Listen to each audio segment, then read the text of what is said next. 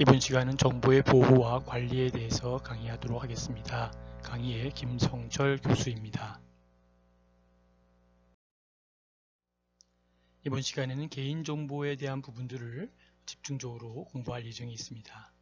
여러분, 개인정보에 대해서 우리가 잊고 지내는 것이 많이 있는데요. 좀 더 깊이 있게 이 부분을 좀 공부하면서 우리가 해야 할 개인정보에 대한 부분, 무슨 남의 얘기가 아니라 나에 대한 먼 보호를 하는 의미로 좀 깊이 있게 좀 실제적인 상황을 생각하며 함께 오늘 수업에 임했으면 좋겠습니다. 개인정보의 개념에 대해서 살펴보도록 하겠습니다.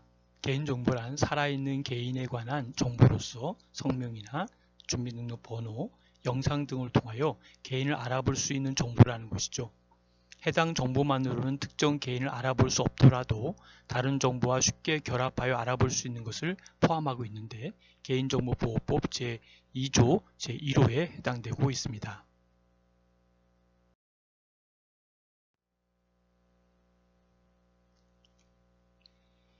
개인정보의 구체적인 예를 살펴보도록 하겠습니다. 첫 번째, 신분관계입니다. 성명이나 주민등록번호, 주소, 본적, 가족관계, 본관 등을 이야기하고 있습니다. 내면의 비밀입니다. 사상이나 신조, 종교, 가치관, 정치적 성향 등을 이야기하고 있습니다. 심신의 상태입니다. 건강상태, 신장, 체중 등 신체적 특징, 병력, 장애 정도 등을 이야기하고 있습니다. 사회경력입니다. 학력, 직업, 자격, 전과 여부 등을 이야기하고 있습니다. 경제관계입니다. 소득의 규모, 재산 보유 상황, 거래 내역, 신용정보, 채권 채무관계 등을 이야기하고 있습니다. 기타 새로운 유형입니다. 생체 인식정보, 지문이나 홍채나 DNA 등 위치정보 등을 이야기하고 있습니다. 개인정보보호법 제3조 개인정보보호 원칙에 대해서 먼저 살펴보도록 하겠습니다.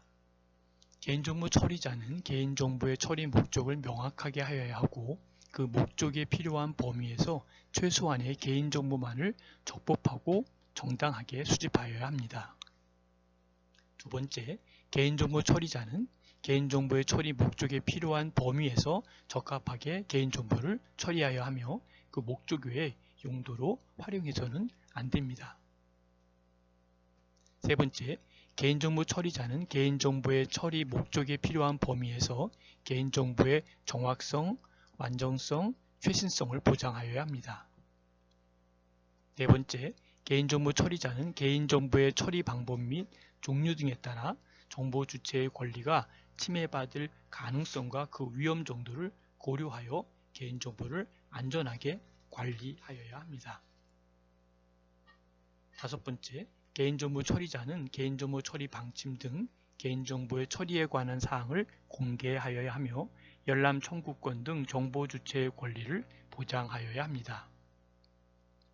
여섯 번째, 개인정보 처리자는 정보 주체의 사생활 침해를 최소화하는 방법으로 개인정보를 처리하여야 합니다. 일곱 번째, 개인정보 처리자는 개인정보의 익명 처리가 가능한 경우에는 익명에 의하여 처리될 수 있도록 하여야 합니다. 여덟 번째, 개인정보 처리자는 이 법 및 관계 법령에서 규정하고 있는 책임과 의무를 준수하고 실천함으로써 정보 주체의 신뢰를 얻기 위하여 노력하여야 합니다.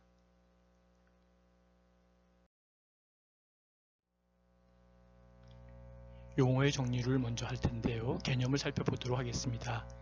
개인정보란 어떤 것일까요? 살아있는 개인에 관한 정보로서 성명이나 주민등록번호 또는 영상 등을 통하여 개인을 알아볼 수 있는 정보를 우리는 나름대로 개인정보다 이렇게 이야기하고 있습니다. 정보의 주체는 어떤 것일까요? 처리되는 정보에 의하여 알아볼 수 있는 사람으로서 그 정보의 주체가 되는 사람을 우린 정보 주체로 보고 있습니다. 개인정보 처리자는 어떤 것일까요? 업무를 목적으로 개인정보 파일을 운용하기 위하여 스스로 또는 다른 사람을 통하여 개인정보를 처리하는 공공기관이나 법인이나 단체 및 개인을 일컫는 말을 개인정보 처리자다 이렇게 용어를 정리하고 있습니다. 다음은 영상정보 처리기기입니다.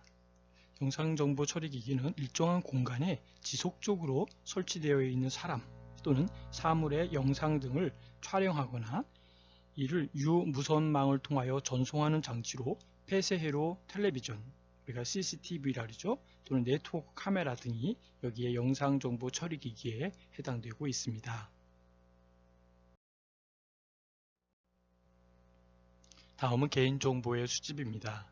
사회복지시설의 개인정보 처리자는 정보 주체의 동의를 받는 경우와 또 법률에 특별한 규정이 있거나 또는 법령상 의무를 준수하기 위하여 불가피한 경우에 한해 개인정보를 수집할 수 있고 그 수집 목적의 범위에만 이용할 수가 있습니다.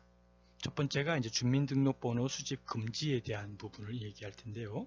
개인정보 중 주민등록번호는 개인정보보호법 제24조의 2에 의거해서 그 법령에서 구체적으로 주민등록번호의 처리를 요구하거나 또 허용한 경우로 제한되고 있다는 것이죠. 그래서 사회복지시설에서 주민등록번호를 수집할 수 있는 경우는 현행 사회복지사업법 및 관계 법령에 의거 다음과 같이 진행되고 있습니다.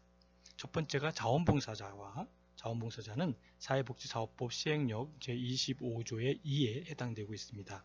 후원자가 있는데요. 후원자는 소득세법 시행규칙 제101조 그리고 제20의 2, 서식 45의 2 기부금 영수증을 참고하시면 되겠습니다. 근로자가 있는데요. 근로자는 근로기준법 시행령 제27조 국민건강보험법 시행규칙 제4조 2, 4와 5호에 해당되고 서식은 689로 해당되고요. 소득세법, 소득세 원천징수 관련 근거 다수가 해당되고 있습니다.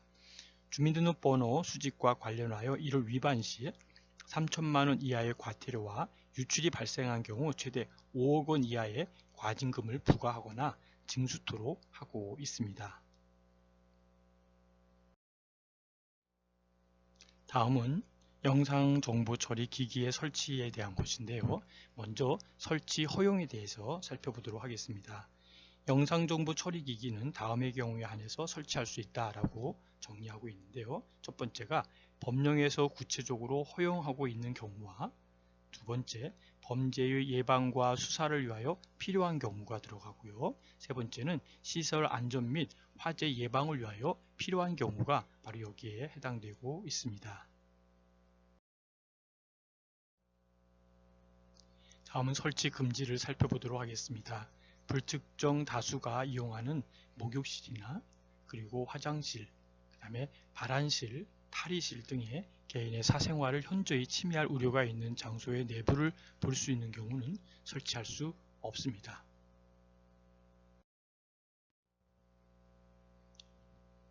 다음은 운영 제한에 대해서 살펴보도록 하겠습니다. 영상 처리기기의 설치 목적과 다른 목적으로 영상 정보 처리기기를 임의로 조작하거나 또는 다른 곳을 비춰서는 안되고 녹음 기능은 사용할 수가 없다는 것이죠. 두 번째는 개인정보가 분실되거나 도난되거나 유출되거나 변조 또는 훼손되지 아니하도록 안정성 확보에 필요한 조치를 하여야 된다는 것도 기억하시기 바랍니다. 세 번째는 영상정보 처리기기 운영 관리 방침을 마련해야 된다라고 기억하시면 되겠습니다. 다음은 개인정보의 관리에 대해서 첫 번째 안전조치를 살펴보도록 하겠습니다. 개인정보는 분실이나 도난, 유출 또는 변조 또는 훼손되지 않도록 개인정보 처리를 제정해야 된다는 것이죠. 그리고 그에 따라서 이제 안정성 확보에 필요한 기술적이고 관리적인 그리고 물리적 조치를 해야 된다는 것도 기억하시기 바랍니다. 다음은 개인정보 유출 통지입니다. 개인정보의 유출이 발생한 경우 지체 없이 정보 주체에게 해당 사실을 알려야 합니다.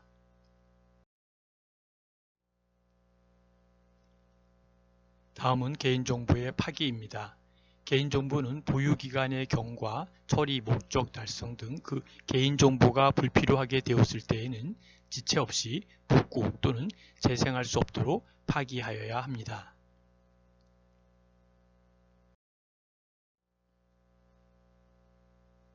다음은 개인정보의 공개입니다. 개인정보는 정보 주체의 동의를 받아 제3자에게 제공할 수 있습니다. 이에 다음 사항을 정보 주체에게 알려야 합니다. 첫 번째, 개인정보를 제공받는 자. 두 번째, 개인정보를 제공받는 자의 개인정보 이용 목적. 세 번째, 제공하는 개인정보의 항목. 네 번째, 개인정보를 제공받는 자의 개인정보 보유 및 이용 기간. 다섯 번째, 동의를 거부할 수 있다는 동의를 거부할 권리가 있다라는 사실 및 동의 거부에 따른 불이익이 있는 경우에는 그 불이익의 내용을 우리에게 공개해 주어야 됩니다. 개인정보 오남용 피해 방지 10개명을 살펴보도록 하겠습니다. 첫 번째, 개인정보 처리 방침 및 이용 약관 꼼꼼히 살피기입니다. 내용을 보면 회원가입을 하거나 개인정보를 제공할 때는 개인정보 처리 방침 및 약관을 꼼꼼히 살펴야 합니다. 두 번째는 비밀번호는 문자와 숫자로 8자리 이상입니다. 회원가입 시 비밀번호를 타인이 유추하기 어렵도록 영문 숫자 등을 조합하여 8자리 이상으로 설정합니다. 비밀번호는 주기적으로 변경합니다. 자신이 가입한 사이트에 타인이 자신인 것처럼 로그인하기 어렵도록 비밀번호를 주기적으로 변경합니다. 회원가입은 주민번호 대신 IPN을 사용합니다. 가급적 안정성이 높은 주민번호 대체 수단으로 회원가입을 하고 꼭 필요하지 않은 개인정보는 입력하지 않습니다. 다섯 번째, 명의도용 확인 서비스 이용하여 가입 정보를 확인합니다. 타인이 자신의 명의로 신규 회원 가입 시 즉각 차단하고 이를 통지받을 수 있도록 명의도용 확인 서비스를 이용합니다. 개인정보는 친구에게도 알려주지 않아야 됩니다. 자신의 아이디와 비밀번호, 주민등록분 개인정보가 공개되지 않도록 주의하여 관리하며 친구나 다른 사람에게 알려주지 않습니다. 일곱 번째, 인터넷에 올리는 데이터에 개인정보가 포함되지 않도록 하고 나름대로 공유 폴더에 개인정보 파일이 저장되지 않도록 합니다. 다음은 금융거래 시 신용카드 번호와 같은 금융정보 등을 저장할 경우 암호화하여 저장하고 되도록 PC방 등 개방 환경을 사용하지 않습니다. 다음은 출처가 불분명한 자료는 다운로드를 금지해야 됩니다. 인터넷에서 아무 자료나 함부로 다운로드하지 않습니다. 다음은 10번째, 개인정보 침해 신고 적극 활용하기입니다. 개인정보가 유출된 경우 해당 사이트 관리자에게 삭제를 요청하고 처리되지 않은 경우 즉시 개인정보 침해 신고를 합니다. 여러분, 정보 주체를 위해서 바로 개인정보의 자기결정권이 매우 중요한데요. 10가지의 중요한 어떤 주의해야 될 사항들이 많이 있죠. 그 중에 특별히 비밀번호를 주기적으로 변경한다는 것, 특별히 명의도용 확인 서비스를 이용하는 것, 또 개인 친구들에게도 개인정보를 알려주지 않는 것, 이러한 여러 가지들이 매우 중요하다고 생각하고요. 특히 여러분 PC방에서 금융거래를 하지 않는 것이 가장 안전한 방법 중에 하나입니다. 특별히 출처가 불분명한 자료를 다운로드 받았을 때 그것이 악성 코드로 나름대로 여러분의 모든 자료를 빼갈 수 있기 때문에 특별히 출처가 불분명한 자료는 다운로드를 금지하고 받지 않는 것이 매우 중요한 하나의 사항이다라고 생각합니다. 개인정보 보호는 이번 시간에뿐만 아니라 늘 사회복지하는 것만이 아니라 또 사람을 대하는 그런 클라이언트들을 그들에 대한 신상을 보호해야 될 과제이기 때문에 매우 중요한 것이기 때문에 여러분들이 누차 법령들을 보시고 준비하는 시간들을 자주 가지시기를 바랍니다. 여러분, 어려운 주제였는데 끝까지 경청해 주셔서 감사를 드립니다. 특별히 어떠한 질문이나 또 토의할 내용은 카톡에 남겨주시면 답변 드리도록 하겠습니다. 수고하셨습니다.